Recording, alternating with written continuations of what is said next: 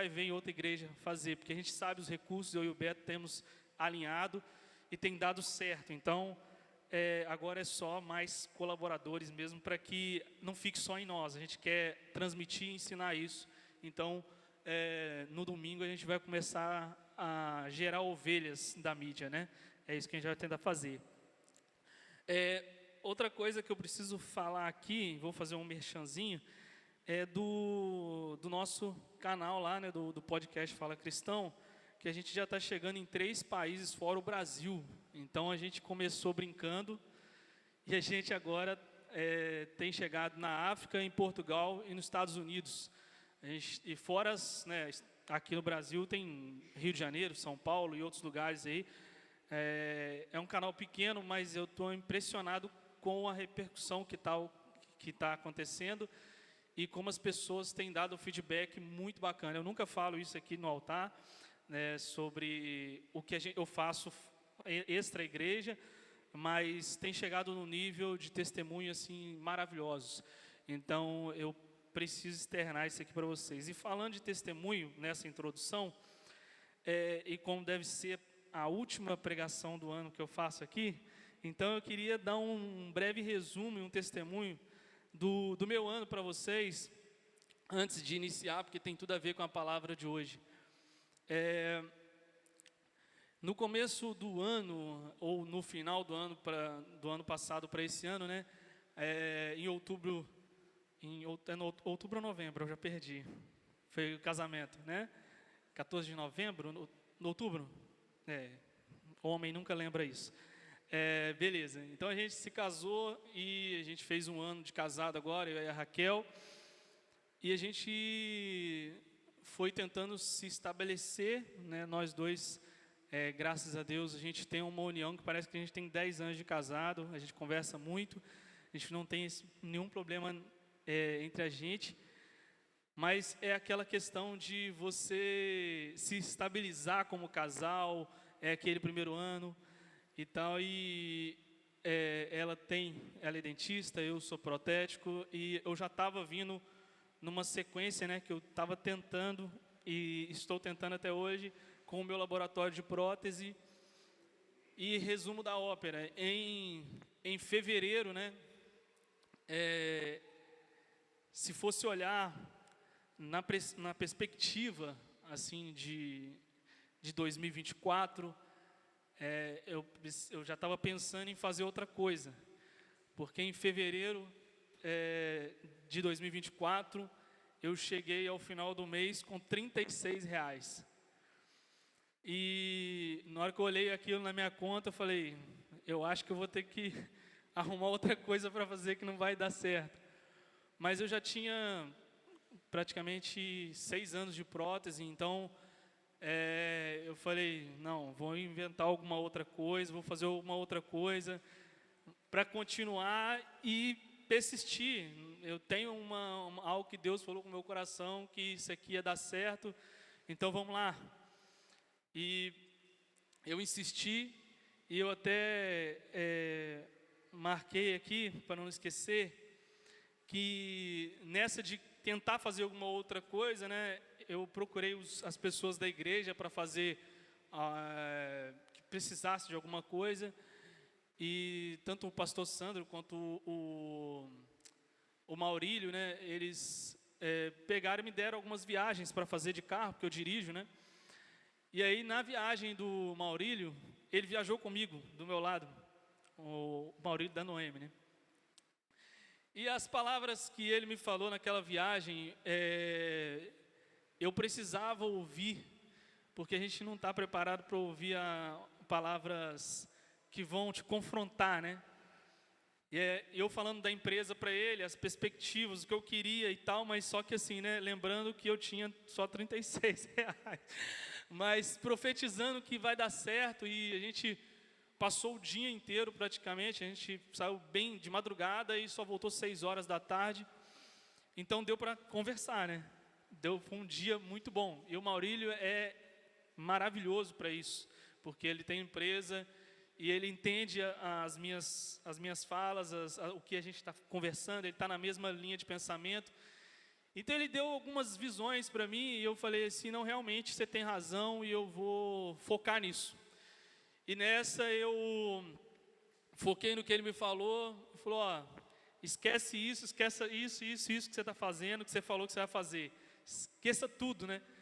E faça isso, que ele falou, ó, você foque em comprar equipamento, diminuir os gastos, que já era algo que eu já ia fazer mesmo, que já não tinha nem como gastar, né? Não tinha. E aí eu foquei, fiz uma conversa ali, um contrato ali com ele ali rapidinho, naquela conversa, e realmente hoje, né, eu posso falar que deu certo. A gente, em fevereiro, a gente só tinha umas 2, 3 clínicas, né, porque a gente teve mais, mas caiu bastante. Início de ano é normal para o protético, para essa área nossa, cair bastante, mas para mim caiu demais. Então, eu fui só continuando fazendo a melhor forma possível, o melhor que eu podia, com o que eu tinha. E tem várias áreas na prótese. Então eu desde o início, quando eu comecei com orto, que é um negócio muito baratinho, mas eu fiquei especialista em fazer essa área e todo mundo me procura, meu nome é conhecido no ramo por causa dessa área. Mas quando eu realmente, o final da prótese de todos os ramos é a aplicação da cerâmica, a coroa de cerâmica, né, que a gente fala. E aí eu falei, eu quero chegar um dia nisso aí. Eu quero um dia chegar nisso aí. E para a glória de Deus, sobre equipamento, agora, essa semana chegou. Não só um forno de cerâmica, mas agora eu tenho 2. Então, assim, são equipamentos extremamente caros, que eu não tinha perspectiva. Não deu tempo de colocar uma foto aqui que eu queria mostrar para vocês, porque em 2013, quando eu cheguei aqui no Espírito Santo, eu cheguei praticamente hippie, né? Um cabelo black power, barbão, muito louco ainda, porque eu estava recém-chegado da Universidade Federal, de um curso técnico federal que eu fiz, e literalmente com a roupa do corpo. Tanto é que a minha irmã, ela realmente, primeira semana que eu cheguei aqui, ela pegou, me levou no shopping e deu um banho de loja. E me levou no barbeiro, cortou o cabelo para que eu pudesse arrumar um emprego. E depois desses 11 anos, né, aqui no Espírito Santo, realmente agora eu posso dizer que a gente deu certo, né? Tem um ano maravilhoso, ainda para pagar de boleto, mas normal. Mas estou muito feliz, porque no dia que a gente realmente ultrapassou mais da meta, eu lembro que eu cheguei ali na igreja, ali atrás, ali com o pastor, chamei ele no canto e falei, pastor, se eu te falar os dígitos que estão entrando, você não vai acreditar, porque eu nunca imaginei que eu ia chegar nesse nível. Hoje eu falo assim, não com nenhuma soberba sobre isso, porque eu realmente nunca imaginei que isso ia acontecer, nunca pensei que isso ia acontecer. Lógico, a gente sonha, a gente projeta, mas quando chega a gente toma um susto, né? Realmente a gente alcançou isso. Então, eu tenho certeza que nesses 11 anos foram muitas batalhas, e a minha mensagem sobre essa parte do testemunho é que não pare de insistir, não persista, insista, foque no que você quer. Quando alguém me falava sobre olhar outros protéticos, o que estavam fazendo ou o que faziam, eu falei, eu não tenho que olhar ninguém, eu só tenho que olhar o que eu estou fazendo e fazer o meu melhor possível, né? Igual jogador de futebol, olhar o que o professor vai dizer e vamos seguir, vamos tentar ganhar os 3 pontos. Era só isso que eu visava. E glória a Deus, para a honra e glória do Senhor, não é só para mim, é para toda a igreja, porque, como eu falei, se o podcast está bem, é porque também o maior investidor desse podcast sou eu mesmo, e Deus me deu condição para que eu pudesse ter todos os equipamentos e estar transmitindo para muita gente agora. Então, é isso, irmãos. Queria muito que vocês glorificassem a Deus comigo, por essa bênção maravilhosa que a gente recebeu, eu e a Raquel. mas esse mês com certeza a gente foi o all-in, então a gente vai estar muito ruim das pernas. Mas faz parte do empresário. Amém? Glória a Deus. Então vamos lá, agora sim, entrando na mensagem.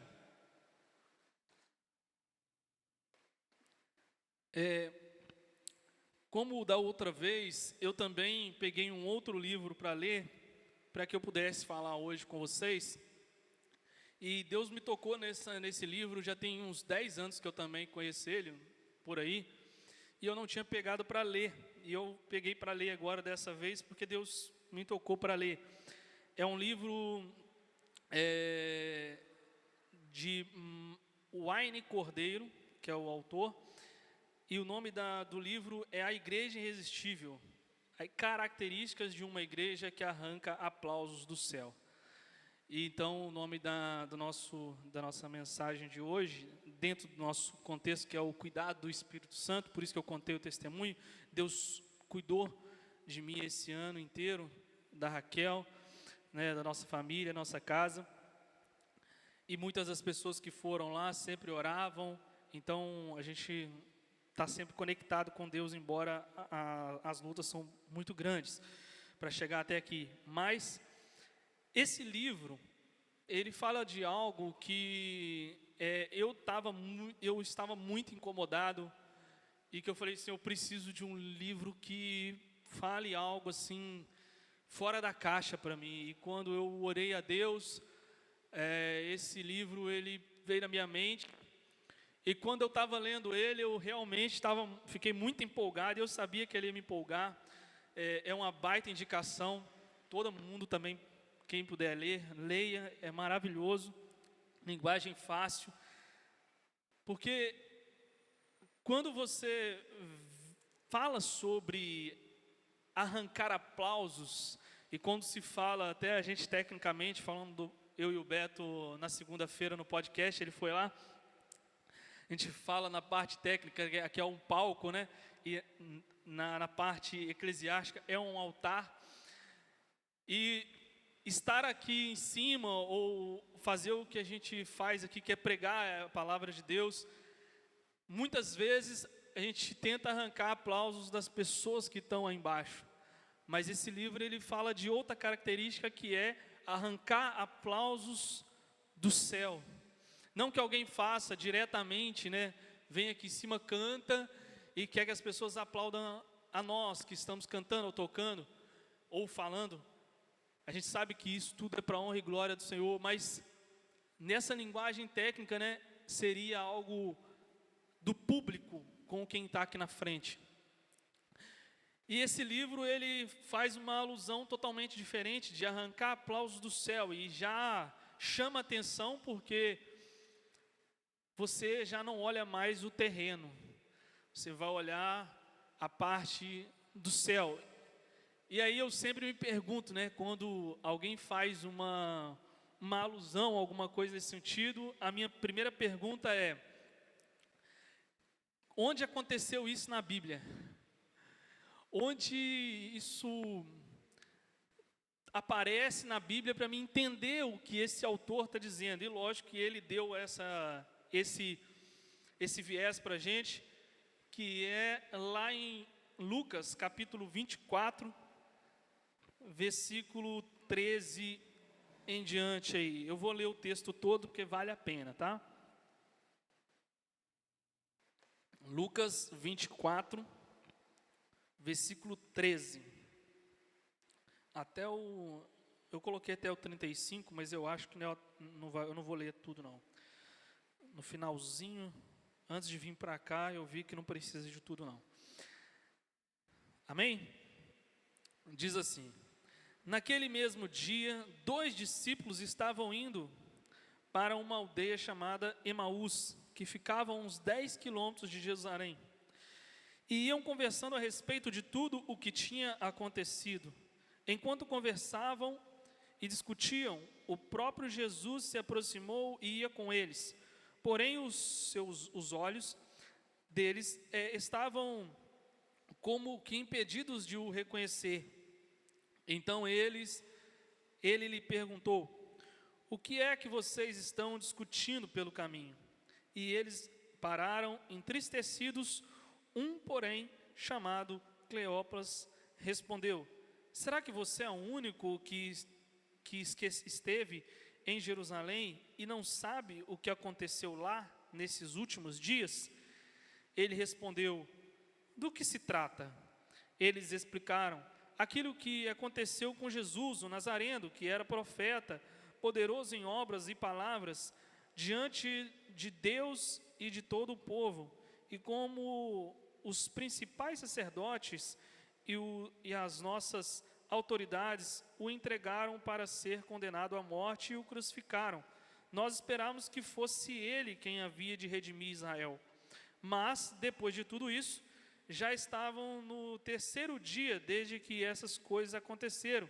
É verdade também que algumas mulheres de nosso grupo nos surpreenderam indo de madrugada ao túmulo e, não achando o corpo de Jesus, voltaram dizendo que tinha tido uma visão de anjos, os quais afirmam que ele vive. De fato, alguns dos nossos foram ao túmulo e verificaram a exatidão de que as mulheres disseram, mas não o viram. Então ele lhes disse: como vocês são insensatos e demoram para crer em tudo o que os profetas disseram.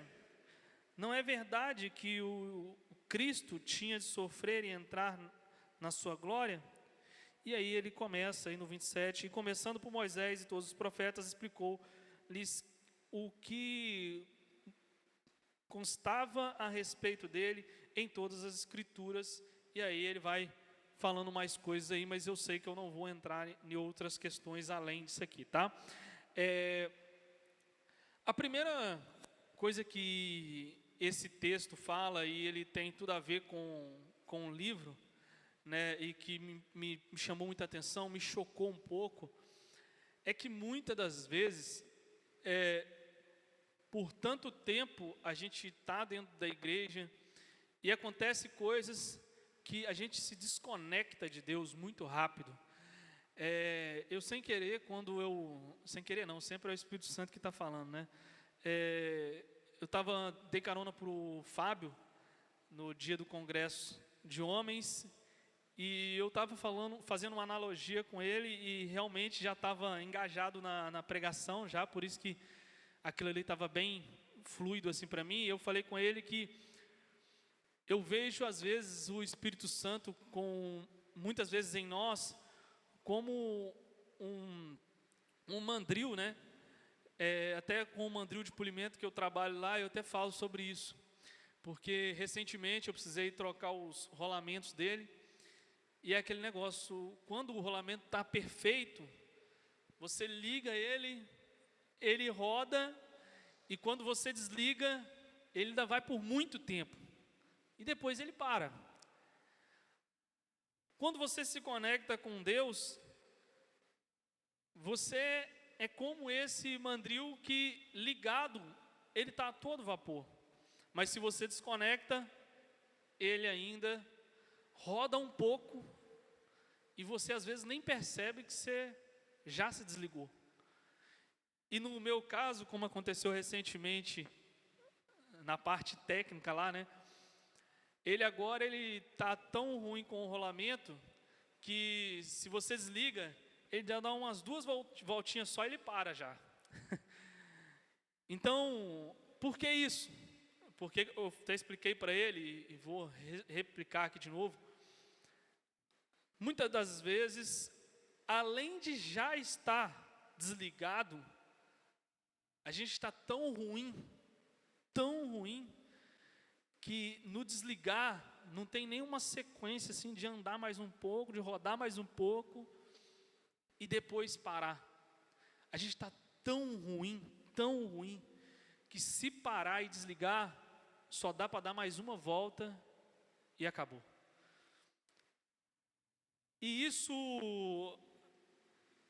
com a questão do livro, ela fica bem clara, porque como você vai arrancar aplausos dos céus se nós não estamos cuidando dessa conectividade com o Espírito Santo. O tema é cuidando do Espírito Santo, mas e qual o cuidado que nós estamos tendo com o Espírito Santo em nós? É um outro olhar. É aquele olhar que você pode olhar, né, para fora, como esses homens aqui, e um deles tem nome, que é Cleopas. Eles olham só o externo, só o que está de fora.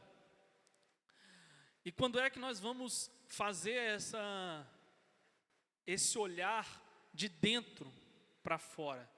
Que é assim que nós nos transformamos.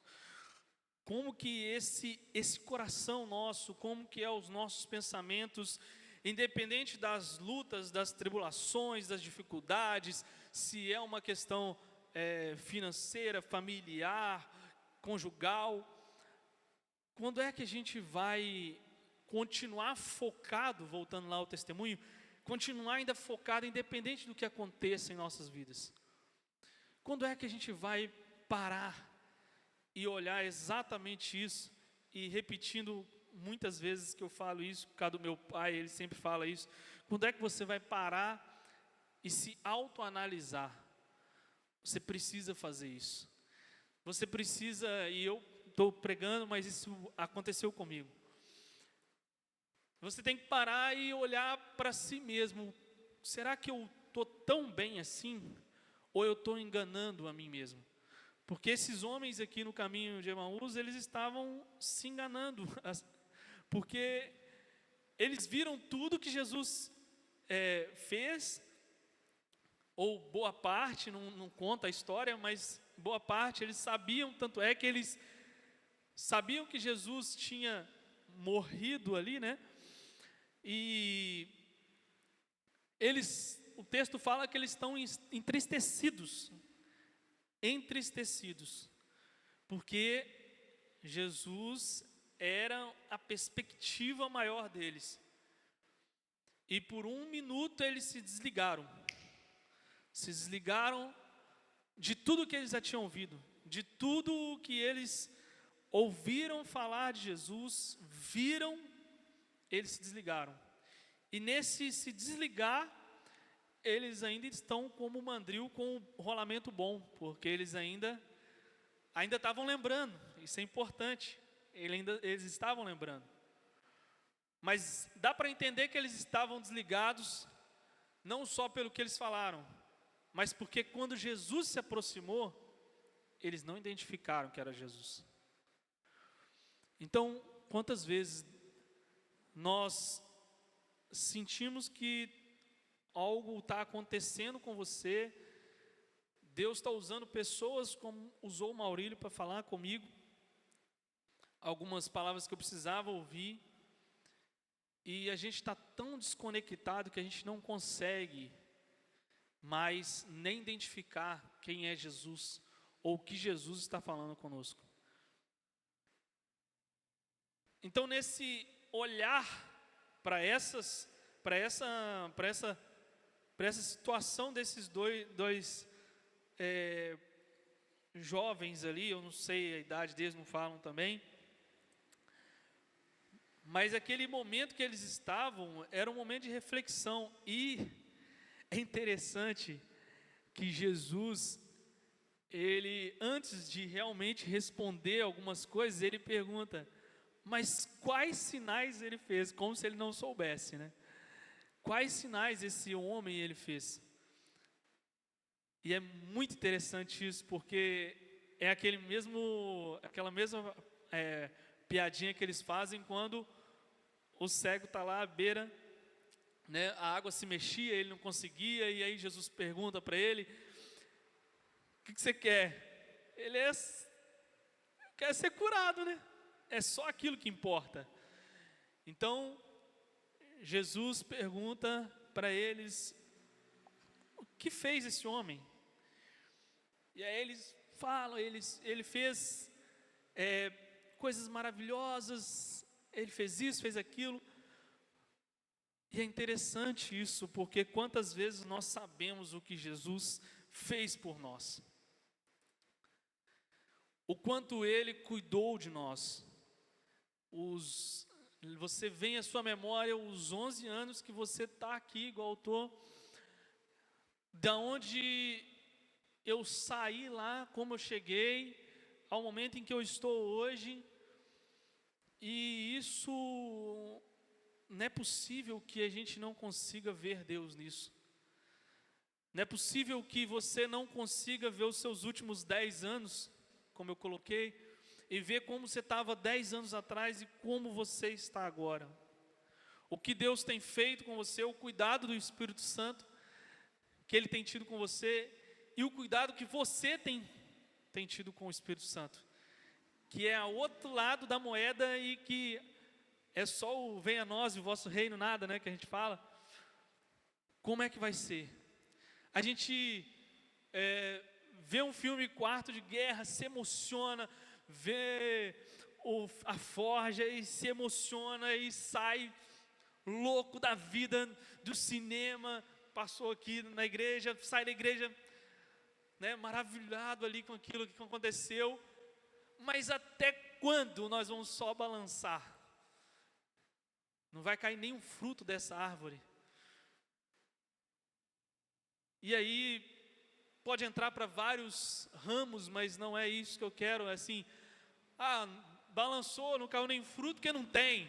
Não é isso, tem até fruto. Mas, como toda árvore, precisa de alguém que regue, que adube. E você tem que fazer isso. Porque pode ter alguém jogando água, mas é a raiz que puxa a água. Então, se você não tem raiz, você não consegue. Você precisa, mais uma vez, é algo que eu bato muito na tecla. Quem não lê a Bíblia ou não lê nada, está fadado a falhar. Porque a palavra de Deus é a única coisa que te conecta. É a única coisa que te conecta. Se tiver um momento ruim na sua vida e você não conseguiu orar, lê a história, lê. Você pode ter certeza que aquilo ali vai testificar no seu coração, porque a palavra de Deus, aqui no próximo capítulo, quando vai entrar em João, vai falar, no princípio era o Verbo, e o Verbo estava com Deus, e o Verbo era Deus, Ele era o princípio com Deus, todas as coisas foram feitas por Ele, e sem Ele nada do que foi feito se fez. A vida estava nele, e Ele era a luz dos homens. A luz resplandece nas trevas, e as trevas não prevalecerão contra ela. Glória a Deus. E a gente lê, e nesse final de 2024 a gente precisa agora tentar viver, porque é muito bom a gente saber de muitas coisas, mas se não for para viver, não faz sentido. Na minha cabeça sempre fica assim, né? Não faz sentido saber de tanta coisa se eu não vivo. Pela primeira vez em toda a minha vida eu sempre quis fazer isso, mas além do que a igreja ajudou, né, que eu levei algumas cestas básicas, eu consegui do meu bolso ajudar alguém. Então era uma coisa que eu sempre quis fazer e consegui fazer esse ano. Você tem que colocar metas, coisas que eu não vou ficar postando tanta cesta básica que eu dei, eu não vou fazer isso, eu odeio isso, não vou fazer de jeito nenhum. Estou falando aqui porque é algo, né, para incentivar os irmãos, mas tem que traçar uma meta de fazer algo para Deus. Eu não posso mais ficar só do jeito que eu estou, e se eu já estou achando que eu estou bem, tem algo errado, porque tem muito mais para você fazer e você não está fazendo. Como o livro, ele incendeia, ele me incendiou nessa parte, porque arrancar aplausos do céu, eu entrei em parafuso. Como seria isso, arrancar aplausos do céu? O que eu tenho que fazer? Eu tenho que fazer um bobo da corte, eu tenho que brincar, eu tenho que... Não sei como que eu tenho que fazer. E isso, o livro trata de uma forma maravilhosa ali, porque ele vai falando que é mais você realmente entender quem você é em Cristo. E aí, mais uma vez eu indico, né? Leia Efésios. Como eu falei com o Fábio no carro, a gente lê Efésios, só que a gente só lembra da parte do capítulo 6, que é o capacete da salvação. E tá, aí você se sente, né? Sou o cara, a cara. Mas aí se tiver uma batalha, aí você fica igual o Davi no início lá, né? Não, essa armadura aqui não dá para mim não, tem que tirar, isso aqui não dá não. Mas só que o sentido que a gente faz isso não é como Davi fez, né? Ele tirou, mas ele falou, eu vou com o Senhor dos Exércitos. E nós só tiramos, a gente não se veste com essa armadura. E aí qualquer luta que vem, balança a gente. Ao ponto às vezes de você pensar, será que eu estou vivendo realmente a fé que eu estou professando? Eu estou orando, eu estou jejuando, eu estou subindo um monte, eu estou, sei lá o que você faz, mas, poxa, nada acontece. E volto à fala do meu pai. Será que eu estou analisando realmente as minhas atitudes? Porque talvez eu estou tomando atitudes com a minha razão, e não é com a minha razão que vai acontecer. Sempre tem que ser por meio de Deus. E como Ele faz, e não como eu faço. Porque a gente tem que entender que o jeito que a gente faz nunca vai dar certo. Vai dar certo o jeito de Deus. Não, talvez não vai ser muito fácil, como não foi. Em fevereiro ver a conta com R$36, não foi legal. Foi desafiador, porque na parte do homem é você olhar e falar assim, e agora? Acabei, eu tenho uma família, como é que eu vou fazer agora? Se eu estivesse sozinho, até dá para levar, mas agora eu tenho a Raquel, e agora? Como é que faz? Justamente agora. Então, a razão e a fé, né, como diz a música, entre a fé e a razão, que fala sobre Abraão, ela fica latente. Só que nós precisamos guardar a nossa fé. Em Hebreus capítulo 6, versículo 19, fala sobre a âncora da alma. Eu já preguei sobre isso, e é uma coisa que quando eu li, isso gravou na minha mente, porque a sua âncora, ela tem que ser lançada em Deus.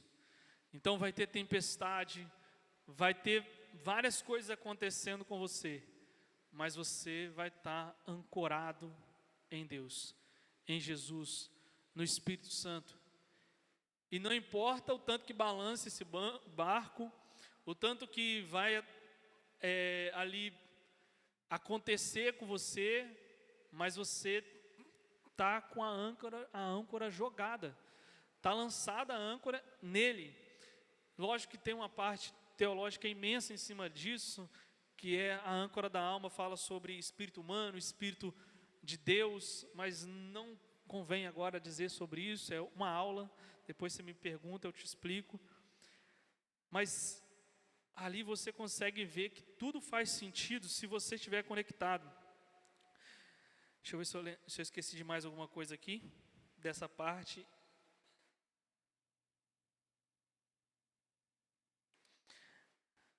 Uma das coisas que, na versão dessa Bíblia aqui, não aparece o nome original, mas em outras versões, o texto original fala de nécios e tardos.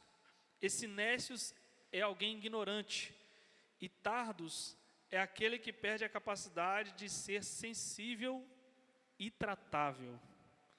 Muito interessante isso.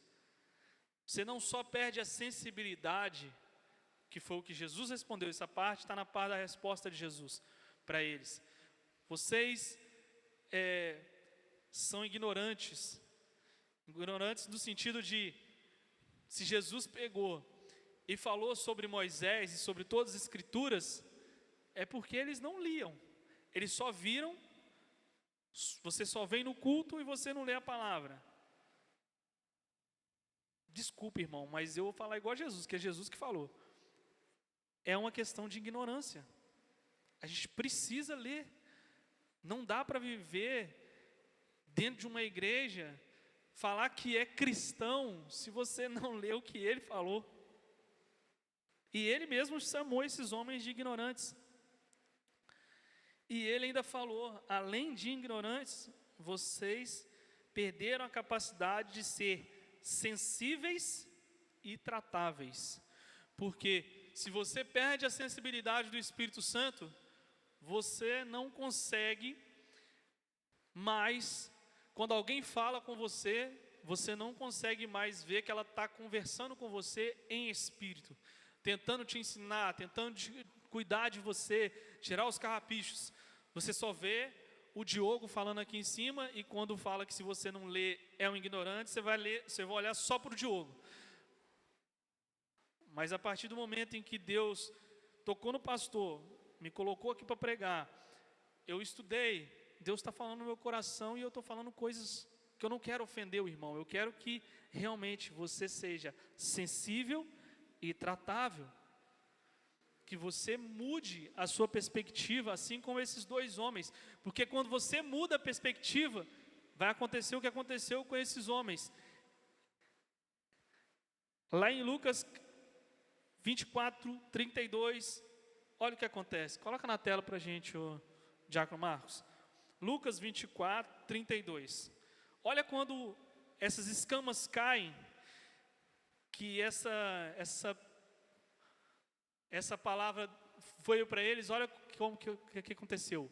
E disseram um ao outro, porventura, não nos ardia o coração, quando ele, pelo caminho, nos falava, quando nos expunha as Escrituras?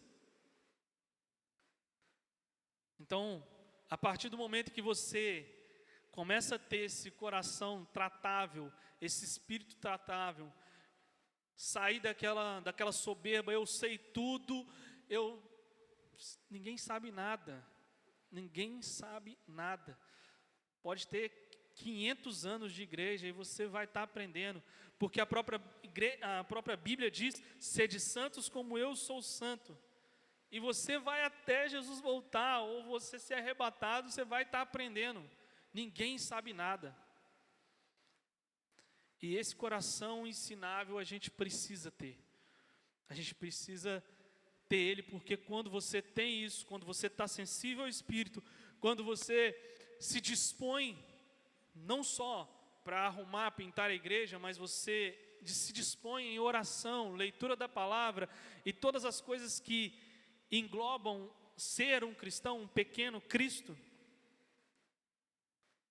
aí sim, eu consegui achar a resposta. Eu não terminei o livro ainda, mas eu já achei uma resposta, que é aí onde eu consigo arrancar aplausos do céu, porque eu não só sou um bom profissional na minha área, eu não sou só um bom marido, eu não sou só um bom servo na igreja, eu não sou só uma pessoa que trata as pessoas bem fora daqui, mas eu também sei o que eu preciso buscar em Cristo, sei em que momento eu estou vivendo, como diz lá em Eclesiastes 3, né? Há tempo para todas as coisas, então há tempo de se ajuntar, há tempo de se afastar, há tempo de todas as coisas, e quando você entende cada tempo desse na sua vida, realmente você consegue viver a plenitude de Deus.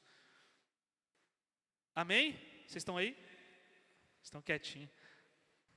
Não sei se eu estou exortando a igreja, mas estou falando algo que Deus colocou no meu coração, irmãos.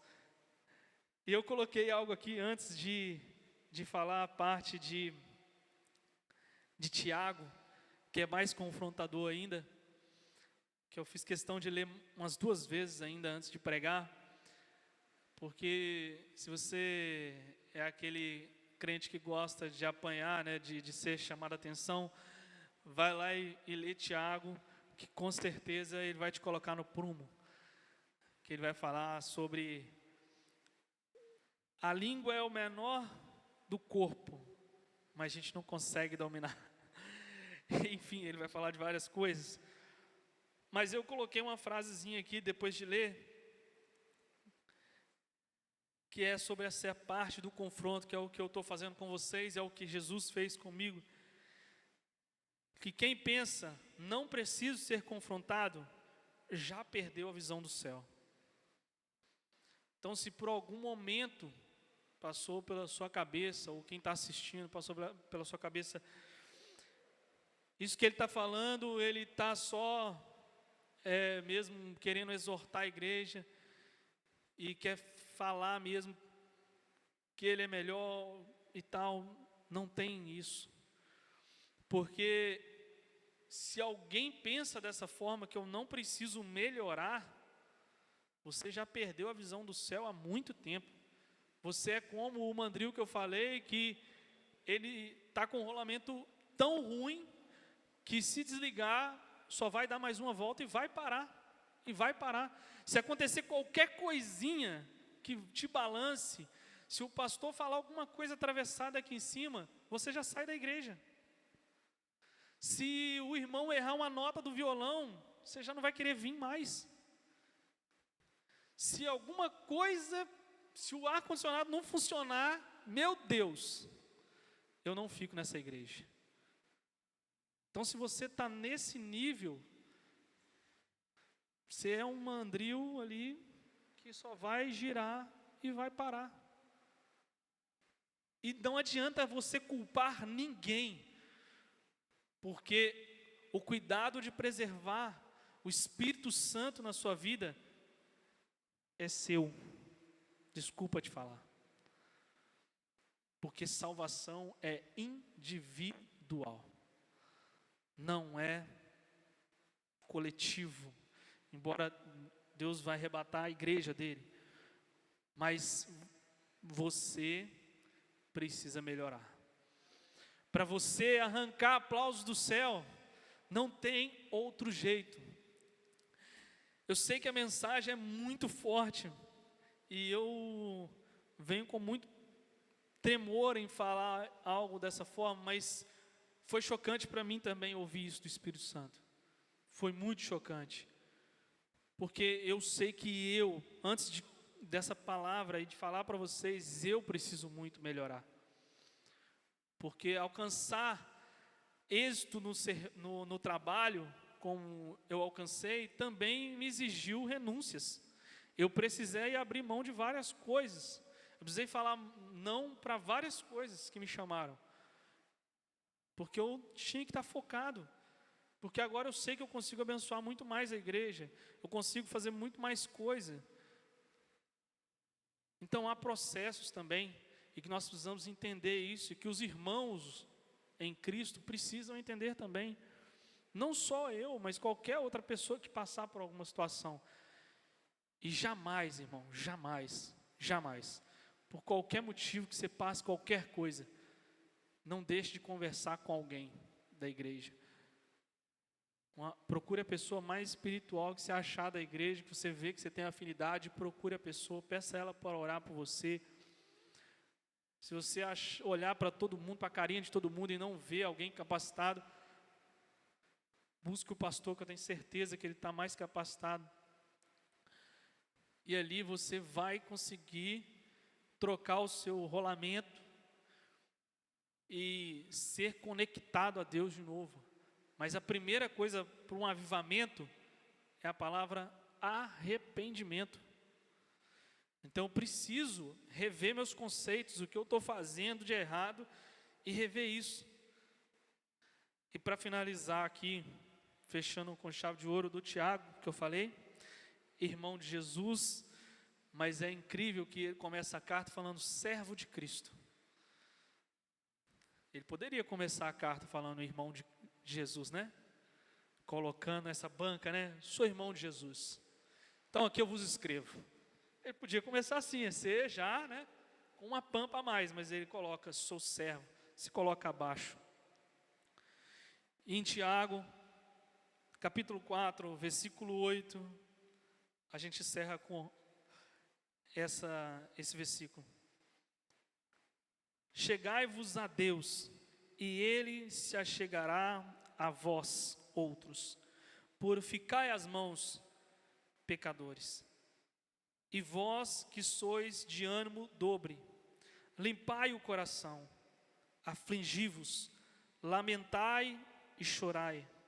Converta-se o vosso riso em pranto, e vossa alegria em tristeza. Humilhai-vos na presença do Senhor, e Ele vos exaltará. Glória a Deus.